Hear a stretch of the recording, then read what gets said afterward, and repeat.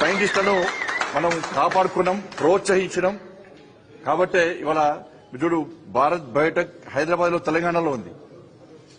కానీ ఆ నరేంద్రుడికి ఆ పరమేశ్వరుడే చూపెట్టినట్టు నేరుగా వచ్చి భారత్ బయోటెక్ ను సందర్శించి అక్కడ ఉన్నటువంటి ఆ సైంటిస్టులను ప్రోత్సహించి ఇవాళ ఆ వ్యాక్సిన్ గతంలో భారతదేశ పరిస్థితి ఏది, ఏ దేశంలో వ్యాక్సిన్ కనుకుంటుంటే దాన్ని దిగుమతి చేసుకోవాలని చెప్పేటువంటి ఆలోచించే పరిస్థితి, దిక్కులు చూసే పరిస్థితి. కానీ సనాతన ధర్మాన్ని నమ్ముకున్నటువంటి ఒక నరేంద్రుడు ఈ దేశాన్ని పాలిస్తున్నాడు కాబట్టి ఇవాళ ఈ వ్యాక్సిన్ ను ఈ దేశంలో కనుగొని ప్రపంచానికి అందించిన గొప్ప చరిత్ర ఇలా భారతదేశానికి ఉంది.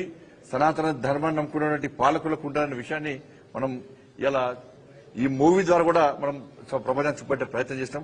కాబట్టి మళ్లీ అప్పీల్ చేస్తున్నా, అఖండ టూను ప్రతి హిందువు, ప్రతి భారతీయుడు సనాతన ధర్మాన్ని నమ్ముకున్న ప్రతి ఒక్కరు చూడాల్సిందే. దాని బోయపాటి శ్రీని గారి యొక్క స్క్రీన్ ప్లే డైరెక్షన్ లో తమన్ గారి యొక్క ఆ సౌండ్, బ్యాక్గ్రౌండ్ సౌండ్ కానీ మ్యూజిక్ కానీ అద్భుతం ఉంటుంది. ఇక బాలకృష్ణ గురు గారి గురించి చెప్పాల్సిన అవసరమే లేదు. ఇవాళ ఏమైతుందంటే అనేక కాలేజీలో గాని, స్కూళ్లలో గాని, ఫంక్షన్లో గాని అంతకుముందు ఏం గిఫ్ట్ ఇస్తావు అని చెప్పి అడిగేవాళ్ళు, రేపు ఏం చేద్దాం అనేవారు. ఇప్పుడు క్లాస్ రూమ్లు కాలేజీలే బాలకృష్ణ గారి సినిమాని చూడాలని చెప్పి బెట్టింగ్ పెట్టుకుని ఇలా సినిమాలు చూసే పరిస్థితి వస్తుందంటే అది బాలకృష్ణ గారి గొప్పతనం. ఇవాళ ఆ వయసులో ఇలా ఎన్టీ రామారావు గారిని మైమర్పించే విధంగా ఎన్టీ రామారావు గారు లేరు అన్నటువంటి విషయాన్ని ప్రజలెవరు ఊహించుకుంటలేరు. ఇలా బాలయ్య గారి రూపంలో ఇవాళ ఎన్టీఆర్ చూసుకుంటున్నాం. ఇవాళ అటువంటి యొక్క గొప్ప నటుడు బాలకృష్ణ గారు.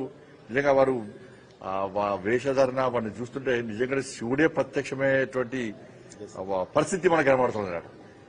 అటువంటి గొప్ప నటుడు బాలకృష్ణ గారు. నిజంగా చాలా అద్భుతమైనటువంటి ఈ సినిమాటోగ్రఫీ కానీ అవన్నీ చూస్తుంటే మొత్తం లీనమైపోయినాం అందరం కూడా. కాబట్టి ఆ మంత్రాలు, ఆ ఉచ్చారణ, ఆ శ్లోకాలు అవన్నీ కళ్యాణ్ గారు నిజంగా మీరు ఎట్లా కష్టపడ్డారో అవన్నీ మీకు ఎట్లా వచ్చినాయో అది మాకు ఉపయోగపడేది, మాకు కూడా చాలా గొప్ప ఆలోచన. కాబట్టి ఈ సినిమా యూనిట్ అందరు కూడా దానిలో అందరు కష్టపడ్డారు. అందుకే బోయపాటి సీనియర్ వారి యొక్క డైరెక్షన్ అంటేనే చాలా మంది భయపడతారట.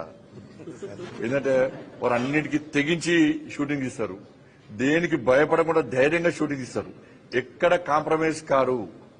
కాంప్రమైజ్ అనేది వారి డైరెక్షన్ లో ఉండదని చెప్పి సినిమా మొత్తం చర్చించుకుంటా ఉంటారు ఈ సినిమా రంగంలో. నిజంగా ఇవాళ చూసినాక వాస్తవం అనిపిస్తుంది నాకు కూడా. కాబట్టి ఇటువంటి ఆ సినిమాలను మనం ప్రోత్సహించాల్సిన అవసరం ఉంది. నేను మళ్ళీ ఆ సినిమా రంగానికి బోయపాటి శ్రీని గారి యొక్క అటువంటి డైరెక్టర్స్ అందరూ కూడా చెప్తున్నాను, సనాతన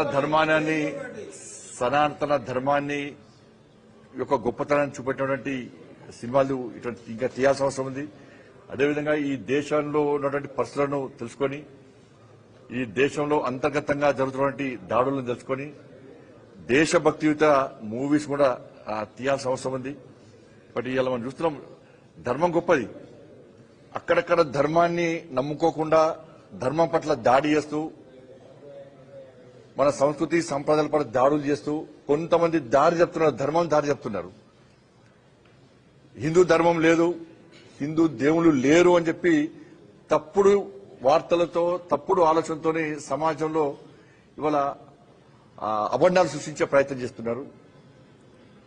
వారికి కూడా ఈ అఖండ 2 అనే మూవీ ఒక గుణపాఠం. వాళ్ళందరూ కూడా మీ దేవుడు లేడు, మా దేవుడు ఉన్నాడు, మా దేవుడి దగ్గర రండి అని చెప్పండి. కాబట్టి వాళ్ళందరూ కూడా తిరిగి రండి, అఖండ 2 మూవీ చూడండి, సనాతన ధర్మం యొక్క గొప్పతనాన్ని తెలుసుకోండి, హిందూ ధర్మం యొక్క గొప్పతనం తెలుసుకోండి. అటు ఇటు దారి తప్పిన అందరూ కూడా తిరిగి ఈ హిందూ ధర్మం గొడుగు కిందికి రావాల్సిందిగా, ఈ అఖండ మూవీ చూడాల్సిందిగా మీ అందరికీ విజ్ఞప్తి చేస్తూ తప్పకుండా ప్రతి ఒక్కరు చూడండి.